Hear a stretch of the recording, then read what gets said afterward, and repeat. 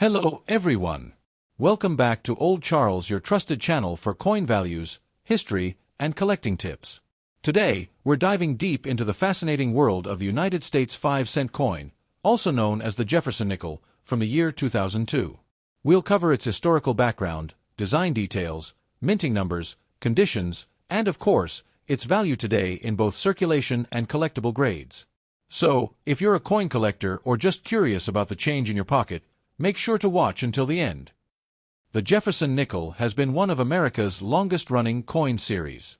It was first introduced in 1938, replacing the Buffalo nickel, and it has carried the image of the third U.S. President, Thomas Jefferson ***, ever since. The obverse, or front side, features Jefferson's portrait, while the reverse shows Monticello Jefferson's famous Virginia home, the year 2002. The Jefferson Nickel had already been in circulation for more than 60 years.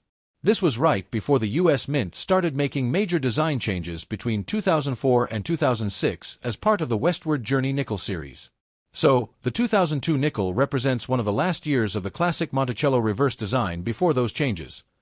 The 2002 Jefferson Nickel was struck at two major mints. The combined mintage for 2002 was in the hundreds of millions, meaning these coins are very common in circulation. Specifically, Philadelphia produced over 600 million coins. Denver also produced more than 600 million coins. This makes the 2002 Jefferson Nickel not rare in everyday circulation, but condition and errors can make a big difference in value. Let's take a closer look at the design. A left-facing portrait of Thomas Jefferson with the inscriptions, "In God We Trust, Liberty," and the year 2002. Monticello, Jefferson's Virginia estate, with the inscriptions, "E pluribus unum, asterisk, Monticello, asterisk, 5 cents, and asterisk, United States of America." Asterisk. The composition is 75% copper and 25% nickel, with a total weight of 5 grams, which has been standard for the nickel since 1866. Now, let's talk about what everyone is waiting for: the value of the 2002 Jefferson Nickel in circulated condition, asterisk asterisk, meaning coins you find in pocket change. These are worth 5 cents their face value. However, in uncirculated condition, where the coin has never been used in commerce, values start to increase. For example, a 2002 P or D nickel in mint state, MS 60 to MS 63, can be worth around 25 cents to $1 in higher grades like MS 65 or MS 66. Collectors may pay between $3 and $10 depending on luster and strike quality. Don't forget, the U.S. Mint also struck proof nickels in 2002, specifically at the San Francisco Mint, with an S mint mark. These coins were sold directly to collectors in proof sets.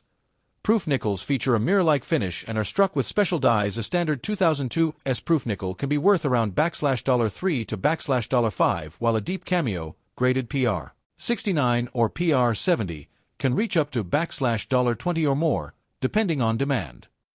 Now here's where things get interesting: errors and varieties.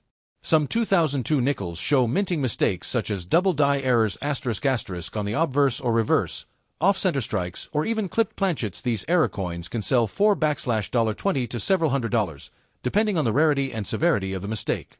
Always check your 2002 nickels carefully, because error coins can turn pocket change into treasure. Collectors place a huge emphasis on condition. The grading scale, from poor, P1, all the way up to mint state, MS 70, determines the coin's value. A well-worn 2002 nickel from circulation is worth only face value. A brilliant, uncirculated coin with sharp details, no scratches, and strong luster is far more desirable.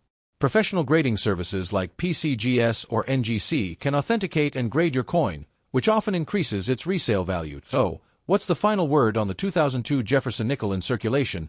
It's common and worth 5 cents. In mint condition, it can be worth a few dollars. Proofs and errors bring extra value for collectors. And historically, the 2002 nickel marks the end of the classic Monticello design era before major redesigns began in 2004. If you have one, check its condition carefully. Who knows, you might have a hidden treasure in your pocket. The Jefferson Nickel has one of the most interesting and longest histories of any U.S. coin still in circulation today. Let's go back in time and explore how it all began. Before the Jefferson Nickel, Americans used the Buffalo nickel, which was minted from 1913 to 1938. The Buffalo design was beautiful but difficult for the mint to strike consistently, especially with a detailed Native American portrait and the American bison on the reverse. By the late 1930s, the mint decided it was time for a change. In 1938, the U.S. Mint held a public competition to design the new 5-cent coin.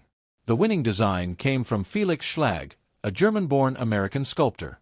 His design featured a left-facing portrait of Thomas Jefferson, the 3rd President of the United States, who is remembered as the author of the Declaration of Independence and for the Louisiana Purchase, which nearly doubled the size of the United States. On the reverse, Schlag chose Jefferson's home, Monticello, located in Virginia.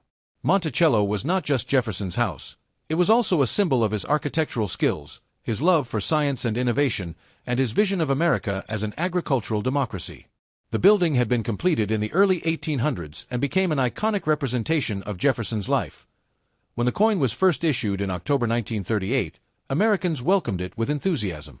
It quickly became one of the most familiar coins in circulation. Over the decades, the Jefferson nickel became part of everyday life in America, being used during World War II, the post-war boom years, and into the modern era. Interestingly, during World War II, from 1942 to 1945, the nickel's metal composition was temporarily changed. Nickel was a critical war material, so the mint replaced the metal content with an alloy of silver, manganese, and copper.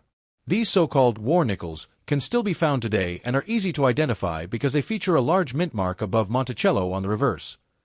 After the war, in 1946, the coin returned to its standard composition of 75% copper and 25% nickel, which it still maintains today. For decades, the Jefferson nickel design remained largely unchanged. The obverse portrait of Jefferson and the Monticello reverse became iconic symbols of U.S. coinage. By 2002, the coin was already in its 64th year of production with essentially the same design. This made the 2002 issue part of the classic design era. However, just 2 years later, starting in 2004, the U.S. Mint began the Westward Journey Nickel Series to commemorate the 200th anniversary of the Lewis and Clark Expedition and the Louisiana Purchase. For the first time in over 60 years, new reverse designs were introduced, showing themes of westward exploration. By 2006, Jefferson's portrait was modernized, showing a forward-facing design. That means the 2002 Jefferson nickel represents one of the final years of the long-running original Monticello reverse design that had remained almost unchanged since 1938. Collectors often view the 2002 nickel, along with other early 2000s issues, as the end of an era in American coinage. So when you look at a 2002 Jefferson nickel today, you're not just holding a simple coin, you're holding the legacy of over 6 decades of American history, art, and tradition. From Jefferson's role in shaping the United States, to World War II wartime nickels, and finally leading into the modern redesigns, this coin has seen it all. When it comes to coin collecting, condition is king.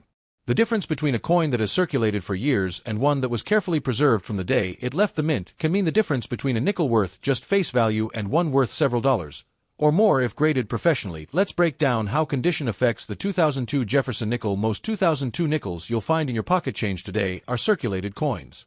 That means they've been used in daily commerce, passed from hand to hand, dropped in jars, spent in vending machines, and carried in wallets and purses. Circulated coins almost always show signs of wear might still have visible luster, but Jefferson's cheek, jawline, and hair details will show flattening. We'll have more worn-down details. On the reverse, Monticello's steps may no longer be sharp, and the lettering may appear slightly smooth. We'll have dull surfaces, scratches, discoloration, and sometimes even small nicks and dents. In this state, the coin is generally only worth its face value, 5 cents. Uncirculated coins are the real gems for collectors. These coins never entered circulation and still look almost the same as the day they were struck. What sets them apart? Details, with clear steps on Monticello, known as the full steps designation. Minimal contact marks, since even coins straight from the mint can bump into each other during production and professional grading. Uncirculated coins are graded from coins may have dull luster and many marks but still show no wear. Our choice uncirculated, with better eye appeal and fewer marks. Our premium examples with strong luster, sharp detail, and only very minor imperfections, nearly flawless and extremely rare for nickels, since the softer metal often shows contact marks. One special condition to note for Jefferson nickels is the full steps designation on Monticello. On the reverse of the coin, the steps leading up to Monticello's entrance should be fully struck and clearly separated. This feature is often weak on nickels because of the way they're minted, but when a coin shows 5 or 6 full steps with no breaks, it earns the full steps FS designation. A regular 2002 nickel in MS 65 might sell for $3 to $5. But the same coin with a full steps designation can command $25, $50, or even more depending on demand and grade. In addition to circulation strikes, the U.S. Mint also made proof coins in 2002, produced in San Francisco. These are not coins intended for circulation, but rather specially made for collectors. Proofs are struck multiple times with polished dies, giving them mirror-like fields and frosted details. Proofs are graded on the proof PR scale, similar to mint state, from PR 60 to PR 70. Proof in PR 69 or PR 70, especially with a deep cameo contrast between frosted devices and mirrored fields, can fetch much higher values. While a regular 2002's proof nickel might sell for $3 to $5, a PR 70 deep cameo could reach $20, $30. Even coins of the same grade can differ in desirability because of eye appeal. Collectors look for nickels are made of a copper-nickel alloy that can sometimes develop unattractive gray or dull spots if exposed to moisture or poor storage conditions. A 2002 nickel stored carefully in a protective holder will always be worth more than one that has been sitting in a damp environment. If you believe your 2002 Jefferson Nickel is in exceptional condition, sending it to a professional grading service like PCGS, Professional Coin Grading Service, or NGC, Numismatic Guarantee Company, can add credibility and value. A coin in a certified holder with a high mint state grade or a full steps designation will attract far more collector interest than an uncertified coin. So, when it comes to condition, even though the 2002 Jefferson Nickel is a common coin, the smallest details in preservation, strike quality, and appearance can make the difference between pocket change and a collectible treasure.